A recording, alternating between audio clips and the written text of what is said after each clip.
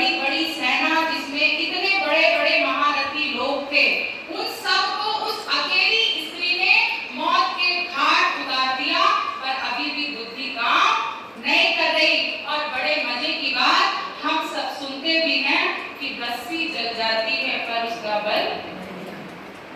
अब यही बात महिषासुर के संदर्भ में भी है कि पूरा जितनी उसकी सेना थी सब तहस नहस हो गई, पर महिषासुर को अभी भी लगता है कि मैं बहुत ताकतवर हूँ, मैं अब तो उसको रानी बनाकर ही रहूंगा कि इतनी शक्तिशाली स्त्री तो मेरी पत्नी ही होनी चाहिए।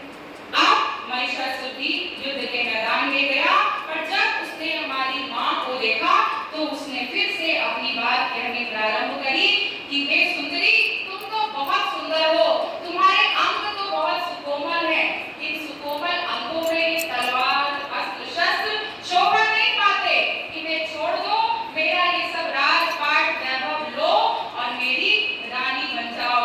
माँ ने मुस्कुराया कि बार बार एक ही संदेश कह रही हूँ कि जब तक युद्ध में पराजित नहीं करोगे तब तक मैं तुम्हारी रानी बनना स्वीकार नहीं करूंगी।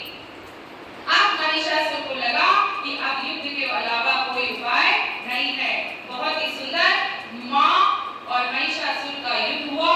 अब कभी कभी बैठे बैठे लगता है कि हमसे सौभाग्यशाली कभी कभी राक्षसी हो जाती है। अगर सामने से माँ को देखने को मिल रहा, मेरी माँ मेरे सामने खड़ी हो, मुझे डांट रही हो, मार रही हो, कभी कभी डांट भी अमूल्य हो जाती है कि हाँ माँ कुछ तो बोले, है ना।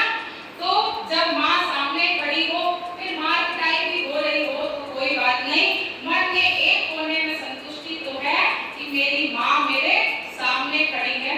पर आप सब ऐसी सोच मत रखना। आप कहीं सोचो गीता ने कहा था महिषासुर जैसी बन जाओ, तो नहीं नहीं, हम